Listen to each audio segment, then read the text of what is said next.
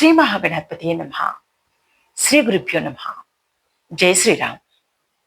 ఈరోజు మనము రామాయణం రామ మార్గం గురించి సూక్ష్మంగా తెలుసుకునే ప్రయత్నం చేద్దాం.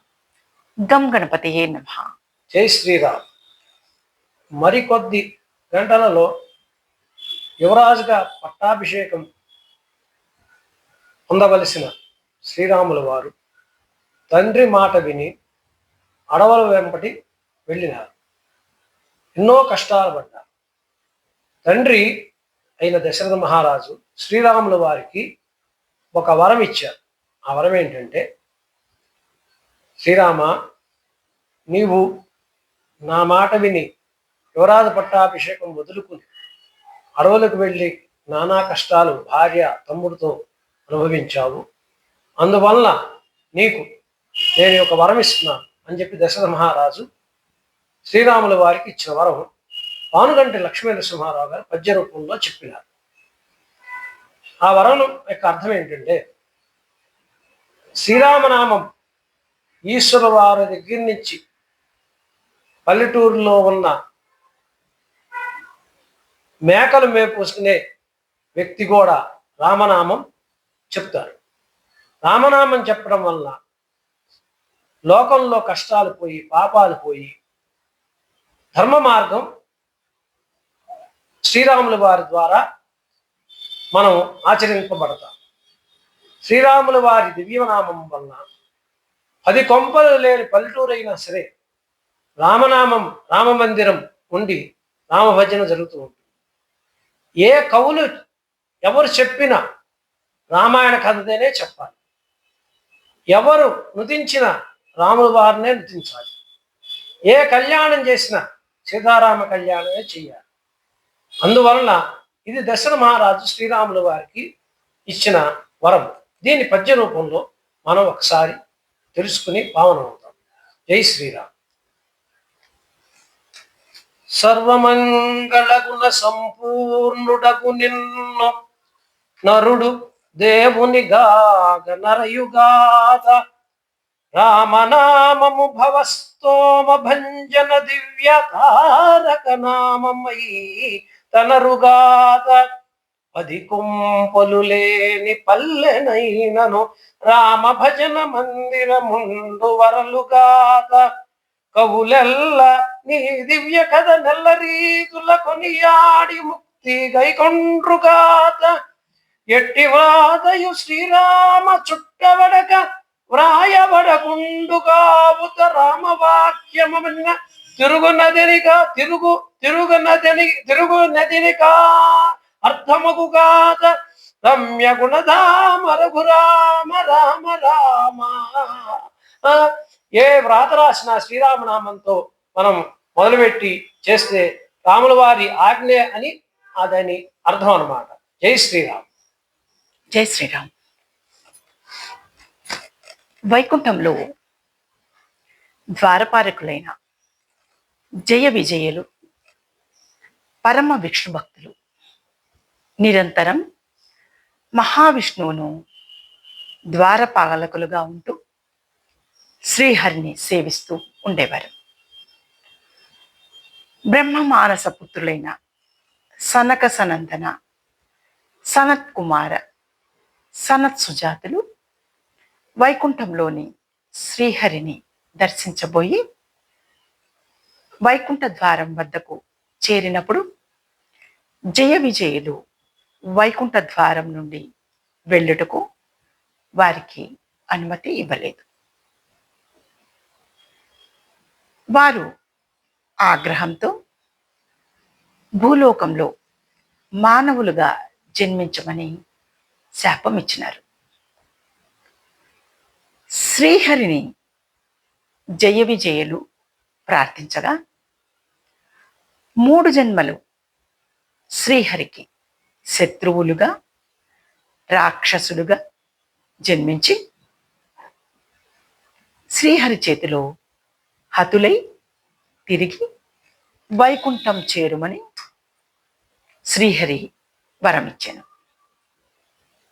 హిరణ్యాక్ష, హిరణ్యకశిపులుగా, రావణ కుంభకర్ణులుగా శిశుపాల దంత వక్త్రలుగా జన్మించి శ్రీహరి అవతారములతో వధింపబడి తిరిగి వైకుంఠంకు చేరిరి. వేదములలో ఉన్న ప్రజల జీవన విధానము ప్రజలకు తెలుపుటకు ఈ అవతారములు ఎత్తి ప్రజలను ధర్మ మార్గం నందు ఉంచుటకు శ్రీహరి చేసిన మాయా కల్పన వృత్తాంతం ఇది. త్రేతాయుగంలో శ్రీరాములు వారిగా ఒకే మాట అనగా సత్యంపై నిలబడటం, ఒకే బాణం అనగా పూర్ణ పరాక్రమం, ఒకే పత్ని అనగా ఒకే భార్యను చూపించి ప్రజలకు అప్పటి నుండి ఇప్పటి వరకు ఆదర్శప్రాయమైన జీవన విధానమును శ్రీరాముల వారు మనకు ఇచ్చిరి. శ్రీరాముల వారి సత్య నిష్ట వలన, తల్లిదండ్రుల సేవ వలన, వారిపై భక్తి వలన జటాయువుకు శబరికి మోక్షమును ప్రసాదించిరి. సత్యనిష్ట వలన వశిష్ఠ, విశ్వామిత్ర, అగస్య మహర్షుల నుండి దివ్యాస్త్రములు పొందిరి. సత్యనిష్ట వలననే అనగా తండ్రి మాట పాటించటం వలననే రాక్షసులందరినీ వధించిరి. రావణుడు ఎంత పండితుడు అయినను అధర్మ మార్గం చేపట్టి అనేక మంది స్త్రీలను చెరచి చివరికి వధింపబడెను. వాల్మీకి మహర్షి జంట పక్షులను కొట్టిన బోయవానితో, ఓ మానుషాద, కామ పరమశమై ఉన్న జంట పక్షులలో ఒక పక్షిని చంపితివి, అందువల్ల నీవు ఎక్కువ కాలం జీవించి ఉండవు అని చెప్పాను. తర్వాత నారద మహర్షి వాల్మీకి ఆశ్రమమునకు వచ్చి శ్రీరామ కథను తెలిపి రామకథను వ్రాయమని చెప్పాను. బ్రహ్మదేవుని ఆశీస్సులతో రామకథ మొత్తం ఆయనకు గోచరించెను. 6 కాండలుగా 24,000 శ్లోకములతో వాల్మీకి మహర్షి రామకథను రచించెను. ఈ రామాయణం ఆచంద్రార్కం ప్రసిద్ధి పొందగలదు. సీతారామ సంతానం అయిన లవకుశలచే రామాయణ గాథ లోకమునకు వాల్మీకి మహర్షి వారు వినిపించింది. నారద మహర్షిని వాల్మీకి మహర్షి ఇట్లు అడిగాను, ఓ నారద, పరిపూర్ణ మానవుడి లక్షణాలు ఏమి అని అడగగా, నారద మహర్షి పరిపూర్ణ లక్షణాలు ఉన్న ఒక వ్యక్తి వద్ద ఉండటం దుర్లభం, పరిపూర్ణ లక్షణాలు అన్నీ ఒకే వ్యక్తి వద్ద ఉండటం దుర్లభం, కానీ బహువిధములైన ఉదాత్త గుణములు అన్నీ ఒక్కరి యందు అనగా ఒక్కరి ఎందే కలిగి ఉండి అటువంటి పుణ్యపురుషుడు ఇక్ష్వాకు వంశమున జన్మించిన శ్రీరాముల వారు.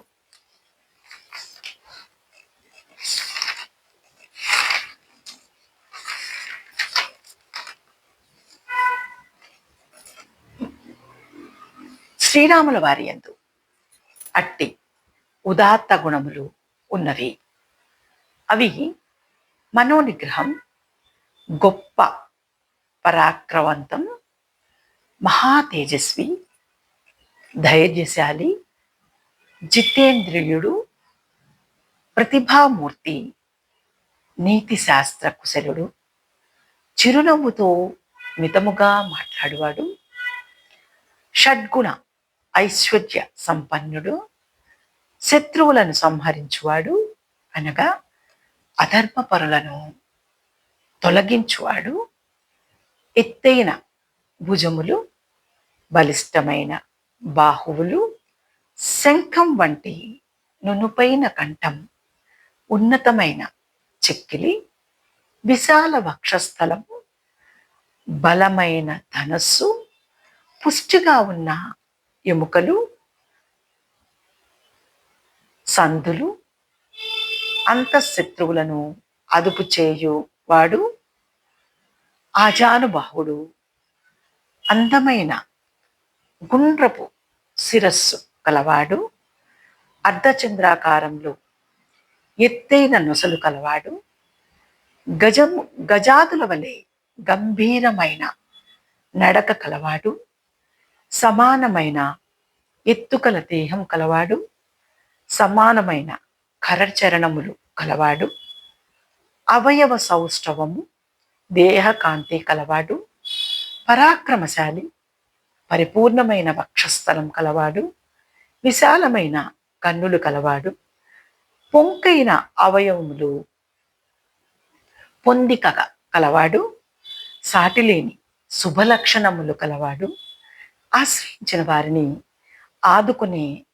ఆదుకొనటయే పరమధర్మంగా కలవాడు, ఆడిన మాట తప్పనివాడు, ప్రజలకు హితమునర్చు స్వభావం కలవాడు, ఆ విధంగా ఖ్యాతి ఎక్కినవాడు, సకల శాస్త్ర పారంగతుడు, స్వయంగా పవిత్రుడు, ప్రాణికోటిని పవిత్రం ఒనర్చువాడు, భక్తులను కాపాడువాడు, భక్తులను రక్షించువాడు, ఏకాగ్రచిత్రుడు, త్రిమూర్తి స్వరూపుడు, ప్రజాపతి బ్రహ్మవలే ప్రజలను సృష్టించువాడు, విష్ణువు వలె అఖండ ఐశ్వర్య సంపన్నుడు, సాధు పురుషులను బాధించేవారిని పరిమార్చటంలో శివుని వంటివాడు, స్వపర భేదములు లేక అందరిని రక్షించువాడు, ధర్మమును స్వయంగా రక్షించువాడు, లోకులచే ఆచరింపచేయుచు దానిని కాపాడువాడు, స్వధర్మం పాటించువాడు, పరమార్థము ఎరిగినవాడు, ధనుర్వేదం నందు ఆరితేరినవాడు, సకల శాస్త్రములు సాకల్యంగా ఎరిగినవాడు, శాస్త్రాది విషయములందు ఏమరపాటు లేనివాడు, సమస్త వ్యవహారములందు చక్కని స్ఫూర్తి కలవాడు, సమస్త జనులకు ప్రీతిపాత్రుడు, సౌమ్య స్వభావం కలవాడు, ఉదార స్వభావుడు, సదసద్వివేక సంపన్నుడు, సముద్రం వలె గంభీరుడు, ధైర్యమున హిమవంతుడు, పరాక్రమమున శ్రీ మహావిష్ణువు, చంద్రుని వలె ఆహ్లాదకరుడు, అమోఘ పరాక్రమ శాంతి కలవాడు శ్రీరాముడు. ఇట్లు సద్గుణములచు శ్రీరామచంద్రుడు ఒప్పుచుండును. ఎట్టి వ్రాతయు శ్రీరామ చుట్టబడక వ్రాయకుండు గావుత రామవాక్యమనిన తిరుగనదని అర్థమగును గాత.